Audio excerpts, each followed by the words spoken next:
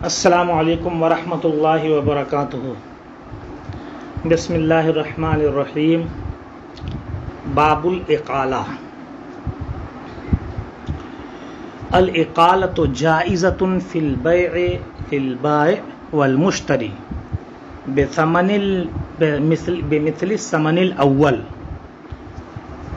فإن شرط اقل منہ او اکثر فالشرط باطل ويرد مثل الثمن الأول وهي فسخ في حق المتعاقدين بيع جديد في حق غيرهما في قول أبي حنيفة وهلاك الثمن لا يمنع صحة الإقالة وهلاك المبيع يمنع صحتها فإن هلك بعض المبيع جازت الإقالة في باقيه۔ بیع کی ایک نئی صورت اب یہاں سے آپ پڑھنے جا رہے ہیں، جو کسی نہ کسی صورت میں آج بھی رائج ہے، مگر ہم جان لیں تو شرعی ضابطے کا لحاظ کریں گے۔ دیکھیے، اقالہ کہتے کس کو ہیں؟ دو شخصوں کے مابین جو عقد ہوا ہے اس کو اٹھا دینے کو اقالہ کہتے ہیں، اس کو ختم کر دینے کو اقالہ کہتے ہیں۔ یعنی آپ نے کسی سے کوئی سامان خرید لیا، خریدنے کے بعد آپ یا بیچنے والا دونوں میں سے کوئی ایک کہے کہ ہم یہ بیع ختم کرنا چاہتے ہیں، لفظ بدل کر کے یوں کہیے کہ آپ اپنا سامان واپس لے لیجئے اور مجھے پیسہ واپس دے دیجئے، یا وہ کہے کہ آپ اپنا پیسہ لیجئے، میرا سامان مجھے دیجئے۔ یہی صورت اقالے کی ہے۔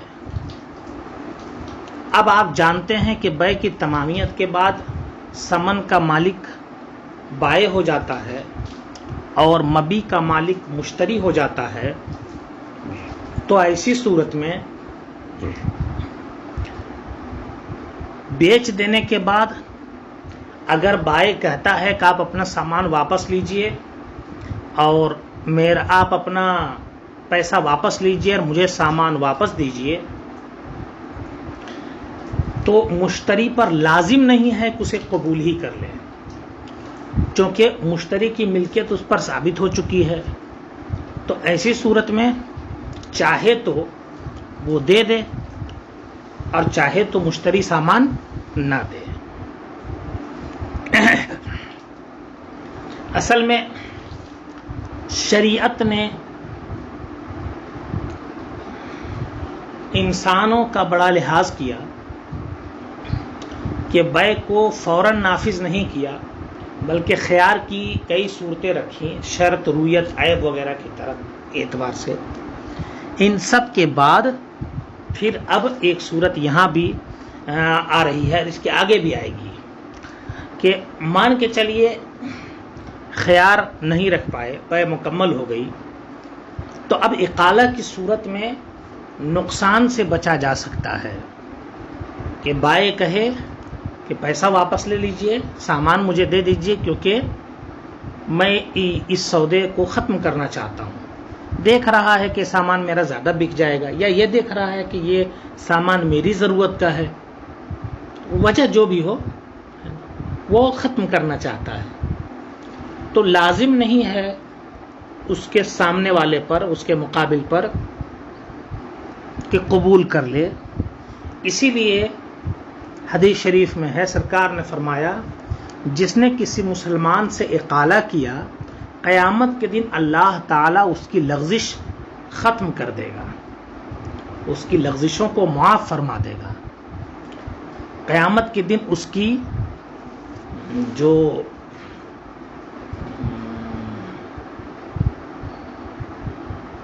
اس کے اعمال کی وجہ سے جو کمی آنے والی ہے، لڑکھڑاہٹ جو آنے والی ہے، اس کو دور فرما دے گا، اسے ثابت قدم فرمائے گا۔ اس کا مفہوم یہی ہوا کہ اگر کوئی اقالہ کرنا چاہتا ہے تو دوسرے کو بھی چاہیے کہ وہ اس اقالے کو قبول کر لے، نہ یہ کہ وہ اڑا رہے۔ یہ ترغیب اسی لیے ہے کہ یہ واجب نہیں ہے. تو اقالہ آپ سمجھ چکے کہ بیع کے بعد بائع کو مبی اور مشتری کو ثمن واپس کر دینا آپس ہی میں، اسے اقالہ کہتے ہیں. فرماتے یہ جائز ہے. حدیث آپ کے سامنے ہے جو میں نے ابھی پیش کی. بیع میں جائز ہے. بیع کا مطلب یہ ہوا کہ مطلق جو بیع ہوتی ہے اسی کے تعلق سے استعمال کیا ہے جس کی گفتگو پہلے چلی ہے. للبائع والمشتری، مشتری اور بائع دونوں کے لیے. بمثل ثمن الاول، ثمن اول کے مثل سے. ظاہر سی بات ہے سامان میں وہی سامان واپس ہوگا لیکن پیسہ اگرچہ وہی واپس ہوگا مگر مانا جائے گا کہ دوسرا ہے، کیونکہ دراہم و دنانیر متعین کرنے سے بھی متعین نہیں ہوتے، اس لیے بمثل ثمن الاول کا لفظ استعمال کیا. یعنی جتنا پہلے دام رکھا تھا اتنا ہی دام واپس کرے. جی تو ایک اعتبار سے گویا کہ زید نے بکر سے کوئی سامان خریدا 10 روپے میں، اقالہ کیا، تو اب ایک بیع ہوئی جس میں زید نے بکر سے خریدا تھا اور دوسری بیع گویا کہ ہو رہی ہے جس میں بکر زید سے خرید رہا ہے وہی سامان اسی دام پر جو پہلے طے ہوا تھا جو دیا گیا تھا. اب اگر اقالے میں یہ شرط رکھ دے کہ نہیں کم دام یا زیادہ دام، مطلب 10 روپے کے سامان کا مشتری کہے اب 8 ہی روپیہ دوں گا، یا بائع کہے کہ میں 12 روپے لوں گا. یوں سمجھ لیجئے کہ زید نے کوئی سامان 10 روپے میں دیا، اب بکر جو خریدار ہے اس کو ختم کرنا ہے یہ سودا، تو کہتا میں ختم کرنا چاہتا ہوں. تو اب بکر نے زید کو جو ہے وہ 10 روپیہ دیا تھا، یعنی بائع نے مشتری نے بائع کو 10 روپیہ دیا تھا. اب اگر مشتری کی طرف سے خیار ہو، یعنی مشتری کی طرف سے یہ عقد کو ختم کرنا ہو، تو بائع کہے گا کہ بھیا 10 روپے دیے تھے اب میں 8 ہی واپس کروں گا اور میرا سامان مجھے دے دو. یہ کب ہوگا جب مشتری کا خیار ہو تو، یعنی مشتری عقد کو ختم کرنا چاہے تو. اور اگر بائع ختم کرنا چاہے تو مشتری اب کہے گا کہ جناب میں نے تم کو تو دیا تھا 10 روپے میں، تم کو تو دیا ہوں 10 روپیہ، یہ سامان تم سے لیا ہوں 10 روپے میں، لیکن اب میں 10 روپے میں اس سامان کو نہیں بیچوں گا، 12 روپے دینا پڑے گا. تو یہ اقالہ کے خلاف ہو گیا، اسی لیے کہتے ہیں یہ اقالہ نہیں ہوا. اگر شرط لگا دی اس سے کم کی یا اس سے زیادہ کی ثمن اول سے تو شرط باطل ہے، اور بائع جو ہے ثمن اول کے مثل ہی لوٹائے گا. وہی فسخ فی حق المتعاقدین.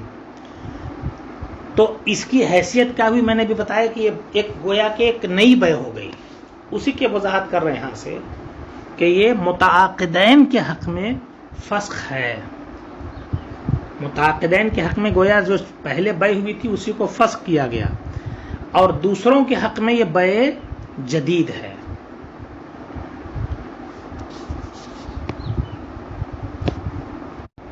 آگے فرماتے ہیں امام اعظم کے نزدیک اس کا مطلب ہے کہ اس میں اختلاف ہے صاحبین کا. امام ابو یوسف کا قول کچھ ہے، امام محمد کا قول کچھ ہے. میں اس تفصیل میں یہاں نہیں جاؤں گا، اور اتفاق یہ ہے کہ تفصیل 12 نمبر میں موجود ہے، آپ اسے دیکھ سکتے ہیں. لیکن سمجھنے کے لیے اتنا ہی کافی ہے کہ وہ جو مفتابی قول ہے وہ یہ کہ متعاقدین کے حق میں گویا بیع سابق کو فسخ کرنا ہوا، لیکن دوسروں کے حق میں یہ ایک نئی بیع ہو گئی. وَهَلَاكُ الثَّمَنِ لَا يَمْنَعُ صِحَّةَ الْإِقَالَةِ. اگر ثمن ہلاک ہو گیا تو فرماتے ہیں کہ ثمن ہلاک ہو جائے تو ثمن کی حیثیت بیع میں اصل نہیں ہوتی، اصل مبی کی حیثیت ہوتی ہے. ثمن تو اوصاف کی طرح ہے، وصف کی طرح ہے، اس لیے اگر وہ ثمن ہلاک بھی ہو جائے تو حرج نہیں ہے، اس کی جگہ پر دوسرا ثمن دیا جا سکتا ہے. روپیہ پیسہ وہ ختم بھی ہو گیا تب بھی کوئی حرج نہیں ہے، دوسرا دیا جا سکتا ہے، لیکن مبی اگر ہلاک ہو گیا تو واپس کیا کرے گا؟ عقد کی روح اور عقد کی اصل جو ہے وہ مبی ہے، سامان ہی نہیں ہے تو کیسے کیا ہوگا؟ آپ دکان جائیں، سامان لیں، پیسہ دیں، اب اگر سامان آپ کو پسند نہ آئے تو سامان واپس نہ کریں گے، تو سامان بعین ہی وہی واپس کرنا پڑے گا۔ یہ اور بات ہے کہ دکاندار آپ کو کوئی بھی نوٹ اٹھا کر کے دے دے گا، لیکن اگر آپ نے سامان ہی ختم کر دیا تو اب آپ دکاندار کو کچھ واپس نہیں کر سکتے۔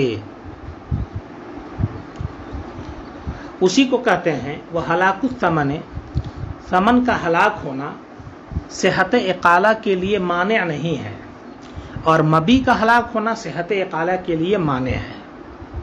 فَإِنْ ہلاکہ بعض المبی ہے، اب اگر مبی کا کچھ حصہ ہلاک ہو گیا اور اب اقالہ کرنا چاہیں تو دو صورت ہے، یا تو وہ مبی ایسی ہے جس میں تبعیض ہو سکتی ہو یا نہیں، جیسے گیہوں ہے 10 کلو لیا تھا اور 1 کلو ختم ہوا، اس کے بعد اقالہ کی نوبت آ رہی ہے، یا پھر ایسی صورت ہے کہ وہ ختم اس میں تبعیض نہیں ہو سکتی، جیسے کہ بکری لیا تھا، ٹھیک ہے، اب اس کی ایک آنکھ چلی گئی، ختم ہو گئی، یا اس کی ایک ٹانگ کٹ گئی، اب اسے واپس کرنا چاہے، یا جیسے کہ مکان لیا تھا، اس کا ایک حصہ گر گیا اور پورا مکان ایک ساتھ ایک چھت پر ہے، اب اسے واپس کرنا چاہے تو ایسی صورت میں اجازت نہیں ہے، بالکل بھی واپس نہیں کر سکتا، کیونکہ اب ہلاک مبی کا حکم دیا جائے گا۔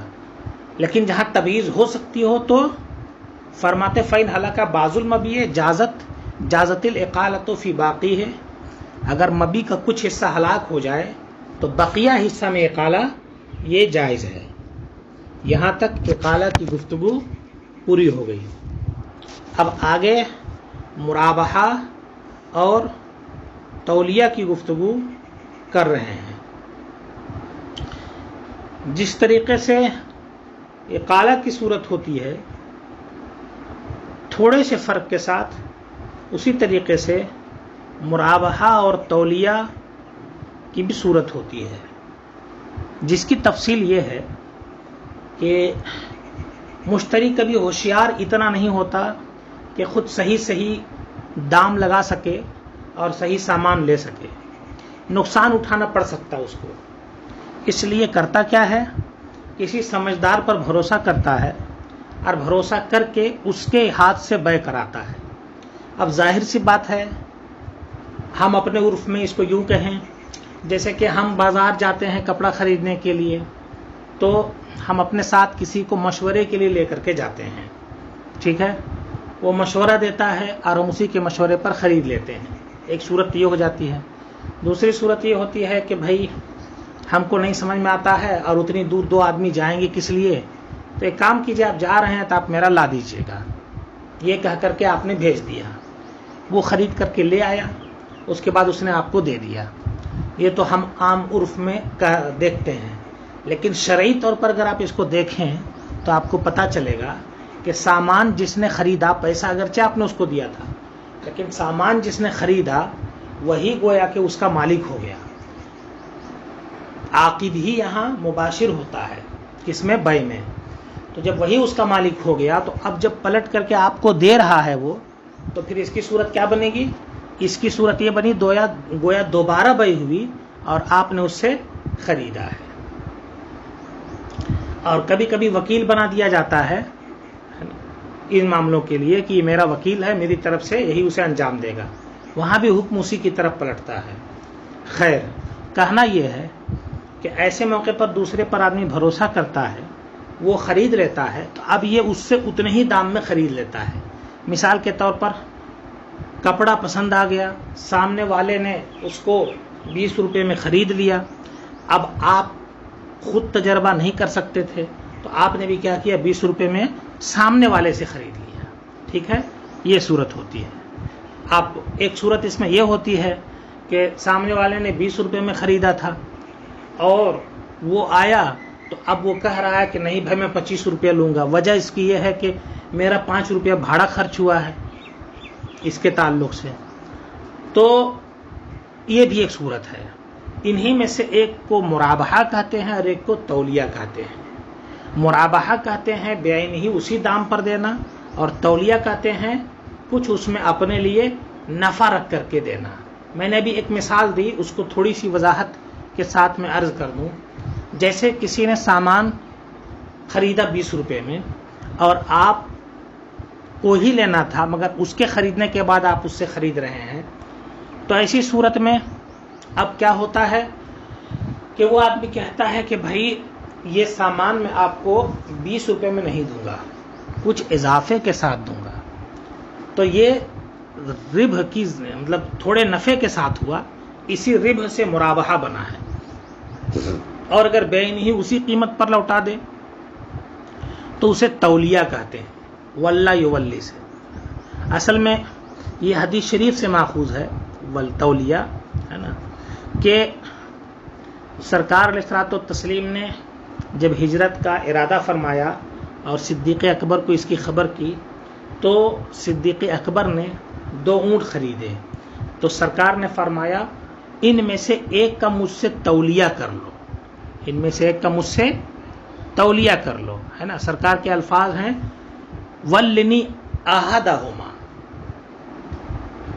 ان میں سے ایک کا مجھ سے تولیہ کر لو، یعنی اسے بطور تولیہ میرے ہاتھ بیچ دو، جتنے میں لیے اتنے ہی دام میں، ٹھیک ہے، وہاں سے تولیہ ہے یہ۔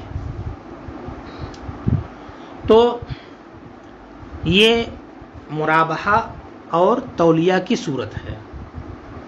انشاءاللہ العزیز اگلی گفتگو مرابحہ اور تولیہ کی ہوگی۔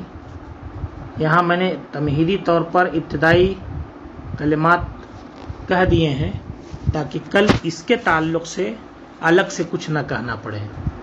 تو آپ نے دیکھا اقالہ، مرابحہ اور تولیہ ایک اعتبار سے بیع ہی ہے، لیکن تھوڑا سا فرق ہو گیا تو نام اس کا الگ الگ پڑ گیا۔ اقالہ گویا کہ پہلی والی بیع کو ختم کرنا ہے، اس کو فسخ بیع کبھی کہہ سکتے ہیں، اور مرابحہ خریدار کسی نے کوئی سامان خریدے تو اس سے تھوڑے نفع کے ساتھ خرید لینا ہے۔ یہ زید نے بکر سے بیچا، اب میں جو ہے بکر سے وہ سامان خرید رہا ہوں تھوڑے نفع کے ساتھ، اور یہ ہوا مرابحہ، گویا اس میں بکر کا تھوڑا نفع ہوا، اور اگر بعین ہی اسی دام پر میں خرید رہا ہوں تو یہ صورت تولیہ کی ہے۔ انشاءاللہ العزیز باقی گفتگو اس تعلق سے کل ہوگی۔